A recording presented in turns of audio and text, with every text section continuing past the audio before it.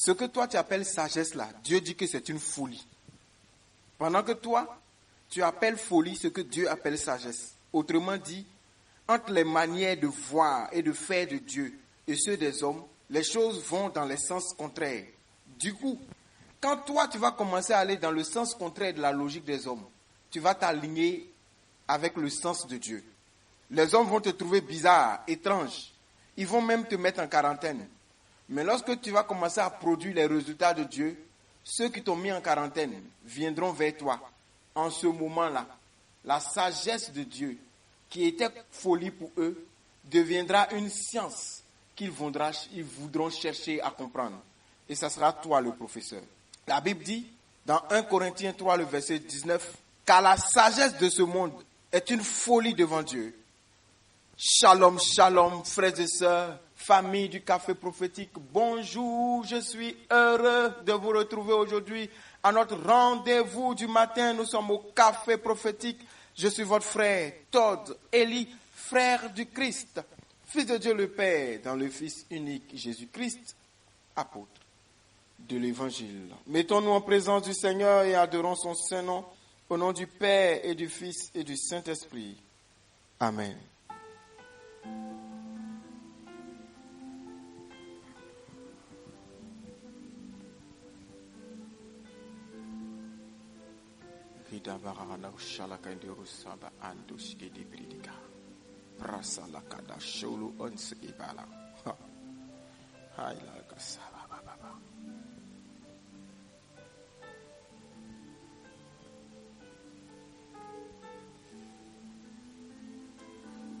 Plus de toi, Seigneur, plus de toi, plus de ta ressemblance, plus de toi, plus de discernement de ta voix, de ta volonté, Seigneur, plus de toi. Plus de toi, Seigneur, plus de toi, plus de ta ressemblance, plus de toi, plus de discernement de ta voix, de ta volonté, Seigneur, plus de toi. Seigneur, nous voulons plus de toi, plus de ton esprit, plus de tes pensées, plus de tes voix, plus de ta folie pour te ressembler, pour penser comme toi, pour parler comme toi, pour agir comme toi, afin d'avoir tes résultats dans le monde. Nous te voulons, Seigneur, un peu plus en nous, pour que nous soyons un peu plus en toi. Remplis-nous, Seigneur. Merci pour ce jour nouveau. Merci parce que tu nous as gardés dans ton amour, tu nous as réveillés encore. Les forces de la nuit n'ont pas prévalu sur nous. Tous les jours, ton amour nous donne la victoire. Ta main nous garde et nous sommes vainqueurs de nos adversaires, visibles ou invisibles, connus ou inconnus, peu importe. Si Dieu est pour nous, qui peut être contre nous? Gloire à toi, Yeshua. Sois béni. Amen. Frères et sœurs dans le Seigneur, à nouveau bonjour. Je suis heureux de vous retrouver. Nous sommes dans notre suite, la semaine de la foi au café prophétique. Et que Dieu augmente notre foi dans cette semaine, dans ce temps de jeûne que nous observons, que Dieu fasse de nous des disciples qui lui ressemblent et qui font les choses comme lui. Amen. La Bible dit dans 1 Corinthiens, le chapitre 1, en son verset 21. Puisque le monde, avec sa sagesse, n'a point connu Dieu dans la sagesse de Dieu, il a plu à Dieu de sauver les croyants par la folie de la prédication. Je reprends. Puisque le monde, avec sa sagesse, n'a point connu Dieu dans la sagesse de Dieu, il a plu à Dieu de sauver les croyants par la folie de la prédication. Frères, sœurs, le monde a une sagesse et les hommes de ce monde s'alignent à la sagesse de ce monde. Mais il y a la sagesse de Dieu. C'est deux sagesses qui ne sont pas pareilles. Deux sagesses qui ne vont pas dans le même sens. L'une des sagesses est considérée comme une folie pour l'autre. Alors si tu es sage à la manière des hommes, tu es fou devant Dieu. Mais si tu es sage à la manière de Dieu, tu es fou devant les hommes. Quelle folie veux-tu avoir? Laquelle des deux folies te sied le plus? Il y en a une qui te fait obtenir les résultats à la dimension des hommes. Il y en a une autre qui te donne des résultats à la dimension de Dieu. Laquelle des deux folies t'intéresse le plus? La Bible dit, il a plu à Dieu de sauver les croyants par la folie de la prédication. Donc la prédication a une folie. La prédication est censée amener une folie. La prédication est une sémence de folie, mais de la folie de Dieu et non pas de la folie des hommes. Paul pouvait dire, lorsque j'étais chez vous, mon enseignement n'avait rien à voir avec les discours persuasifs de la sagesse humaine, mais elle était une démonstration d'esprit et de puissance. Ce que la prédication apporte, ce n'est pas la sagesse du monde, mais c'est la sagesse de Dieu. Autrement dit, ce que la prédication apporte, c'est la folie selon le monde. Frère, la Bible dit dans 1 Corinthiens 1, le verset 25 cette fois-ci, car la folie de Dieu est plus sage que les hommes, et la faiblesse de Dieu est plus forte que les hommes. Ce que Dieu considère comme folie a plus de sagesse que ce que toi tu considères comme sagesse. C'est pourquoi tu verras que lorsque tu analyses une situation, là où tu te dis que Dieu va agir, il n'agit pas. Là où tu te dis que c'est le bon moment pour que Dieu fasse telle ou telle autre chose, il ne fait pas. Jusqu'à toi-même tu te demandes, mais Dieu même là, c'est comment même? Et bizarrement, c'est au moment où tu t'attends le moins. Là où tu ne l'as pas attendu, là où ta sagesse n'a pas analysé, c'est par là-bas il sort. Et notre Dieu là, il aime sortir dans le dos. Il sort dans le dos, il met bim. Ouais, au moment où personne ne s'y attendait. La stratégie que personne n'avait analysée. Ce que parfois même on a méprisé. C'est par là qu'il passe pour élever. La sagesse des hommes est folie pour Dieu. La sagesse de Dieu. C'est ça qu'il faut rechercher. Mon frère, ma soeur, lorsque je vais dans le livre de Nombre chapitre 20, verset 11, il y a quelque chose de merveilleux. Dieu dit à Moïse de parler au rocher pour que l'eau sorte, parce que le peuple a soif. Frères et sœurs, non mais attendez, on dit on a soif, on s'en va voir Dieu, on a soif, donne-nous de l'eau. Il dit ok, regarde le rocher qui est là-bas, là. Va t'arrêter devant le rocher, dis au rocher de s'ouvrir, tu vas boire l'eau. Moïse se retrouve devant le rocher et il frappe le rocher avec son bâton. La Bible dit, puis Moïse leva la main et frappa 2 fois le rocher avec son bâton. Il sortit de l'eau en abondance. L'assemblée but et le bétail aussi. Non, mais frères et sœurs, on a qu'à se dire la vérité. On dit Moïse a frappé un rocher. L'eau est sortie. Les hommes qui étaient là, ils ont bu. Et même leur bétail a bu aussi. Tellement il y en avait d'eau. Alors laisse-moi te poser une question. Ce qu'on a appelé situation impossible là, toi tu appelles ça comment? Quel est le langage que tu emploies? As-tu le langage de la foi, donc le langage qui est fou pour les hommes, mais qui est un langage de révélation devant Dieu? Ou bien tu as un langage de la sagesse devant les hommes, mais qui est considéré comme un langage de folie devant Dieu?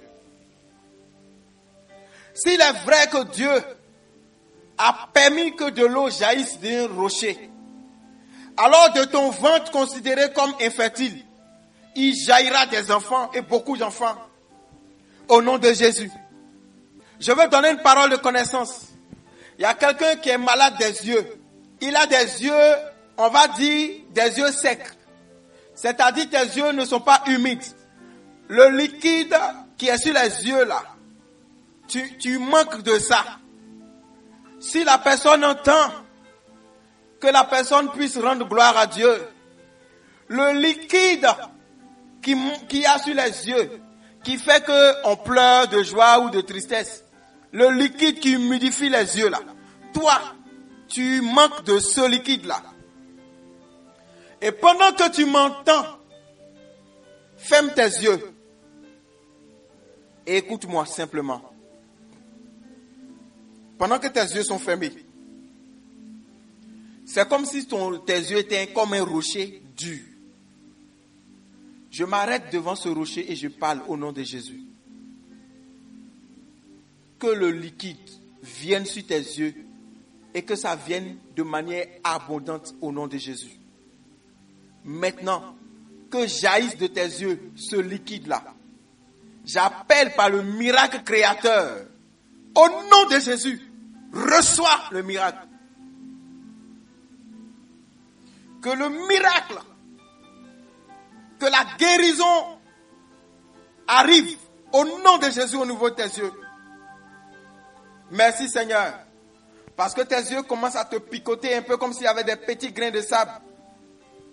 Mais après ça se calme et c'est bon. Observe, Dieu a fait quelque chose d'extraordinaire. Simplement, je continue. Alors frères et sœurs, j'étais en train de dire, il n'y a donc rien qui soit impossible pour Dieu. Toi qui m'entends, si tu marches dans le couloir de Dieu, tu verras sa gloire. Ce qu'on appelle impossible chez les hommes là, prends ça, monte les escaliers de la foi et va dans la dimension de Dieu et dépose ça dans le possible de Dieu. Tu vas voir que la situation dite impossible ici deviendra possible là-bas. Et le témoignage viendra avec toi. Oui, frères et sœurs, ton cas n'est pas impossible. Ton cas est possible. Et si tu crois, tu verras la gloire de Dieu. Le Jésus de qui je te parle, c'est quelqu'un qui arrive 4 jours après la mort d'un homme. Et qui dit, où l'avez-vous mis? Ouvrez le tombeau. On dit, maître, il sent déjà. Il dit, oui, ouvre quand même. Laisse Jésus venir dans ta vie pour produire les miracles, les choses extraordinaires et étonnantes. Les gens ont vu Paul agir et ils ont dit non, les dieux ont pris une forme humaine pour venir au milieu de nous. Que par ta foi, les gens se disent non, ça là, il n'y a rien à dire, c'est Dieu. Que Dieu te bénisse. N'aie pas peur. N'aie peur de rien. Ne doute devant rien. Et même s'il arrivait que tu doutes, que ta foi prenne le pas et que ta foi soumette ton doute. Rien n'est impossible à Dieu. Et rien n'est impossible à celui qui croit.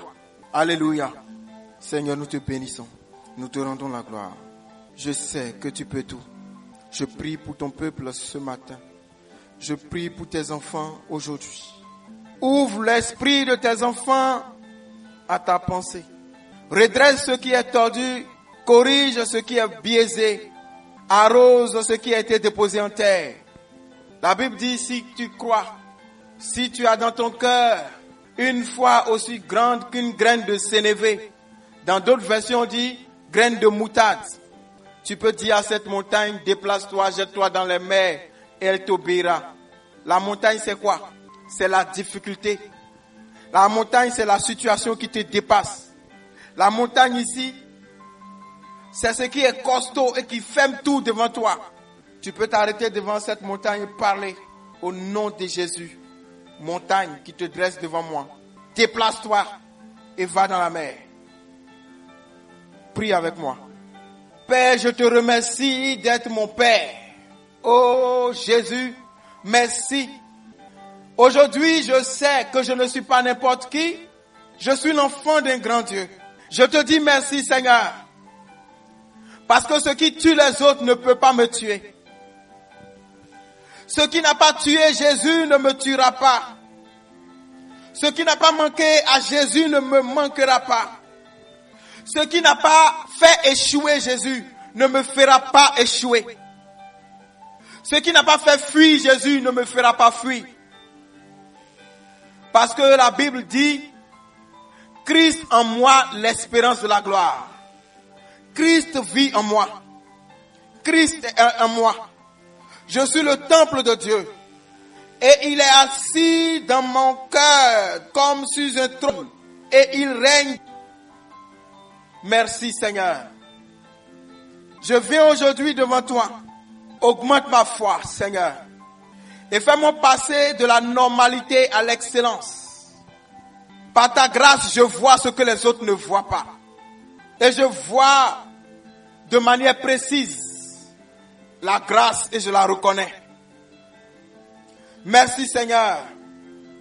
La Bible dit que celui qui est mort sur le bois de la croix a pris la malédiction sur lui et il m'a donné la bénédiction. Par conséquent, je suis béni et personne ne peut me maudire. Je suis béni et aucune malédiction prononcée ne peut avoir son effet dans ma vie. Au nom de Jésus, peu importe ceux qui se lèvent contre moi. La Bible dit, toute âme forgée contre toi sera nulle et sans effet.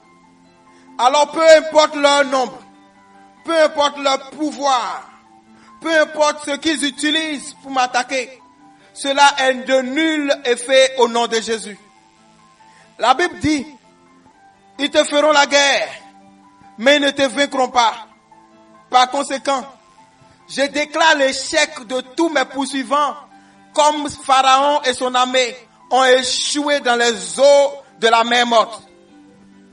Tous ceux qui se lancent contre moi, maladie, sorciers, sorcellerie, fétichisme, incantation, malédiction, limitation, réclamation, stérilité, célibat, divorce, pauvreté, vous échouez au nom de Jésus.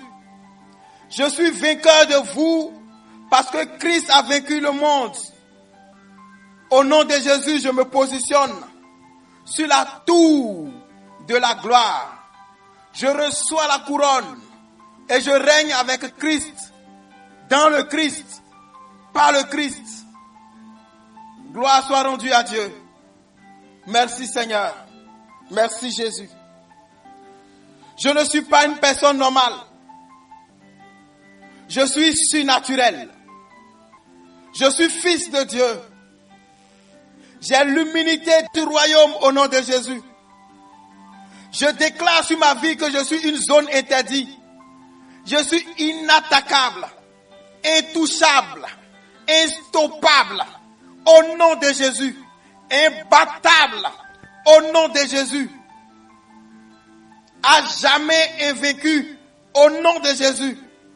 La Bible dit dans le livre de Daniel que l'Esprit de Dieu est en moi et c'est sa parole qui est sur ma bouche. Par conséquent, tout ce qui sort de ma bouche va à sa réalisation au nom de Jésus. Je suis béni et je prospère plus que mes frères au nom de Jésus. Là où les autres ont échoué, je réussis au nom de Jésus. Là où on a demandé des alliances avant de réussir, je réussis parce que j'ai l'alliance supérieure, l'alliance en Dieu et le Dieu qui garde les alliances. C'est Jésus-Christ de Nazareth. Je suis vainqueur en Jésus. Je marche dans la victoire au nom de Jésus. La stérilité n'a pas de place dans ma vie car Dieu n'est pas stérile. Le chômage n'a pas de place en moi, car en Dieu il n'y a pas de chômage. Alors chômage, tu sors maintenant, dégage. Jésus-Christ de Nazareth dit, mon Père est toujours à l'œuvre, et moi aussi je suis à l'œuvre. Alors l'œuvre pour laquelle j'ai été fait ne manquera pas d'arriver dans ma main, et je l'accomplirai au nom de Jésus. Je suis issu d'une famille royale, car mon Dieu est le roi des rois. Je revers maintenant des vêtements de prince, une couronne de prince, des sandales de prince. Je mets les parures de prince. Je reçois le cheval de prince. J'ai l'escorte angélique, tel un prince, au nom de Jésus. Et parce que mon Dieu est roi, je mange à la table des rois. Les rois se souviennent de moi. Il m'honore parce que je suis fils de roi. L'honneur est mon héritage. La faveur est ma portion. La grâce nos limites est mon quotidien.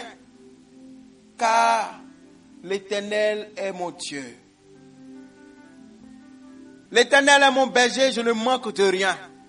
Je déclare, je décrète et je prophétise que tout ce dont j'ai besoin vient à moi comme une escorte sans retard. La Bible dit dans le livre de Sophonie chapitre 3 que Dieu amène un cortège de joie. Je reçois mon cortège de joie. Je reçois mon cortège d'accomplissement. Je reçois mon cortège de bénédiction. Au nom de Jésus-Christ de Nazareth. Tout est accompli. En Jésus-Christ et par Jésus-Christ qui vit en moi. Amen. Que Dieu vous bénisse. Je veux m'arrêter ici pour aujourd'hui. Donnons-nous rendez-vous ce soir avec la grâce de Dieu. Je suis votre frère Tordeli. Heureux d'être le canal par lequel Dieu vous parle. Heureux d'être le canal par lequel Dieu vous bénit. Au nom du Père et du Fils et du Saint-Esprit. Amen.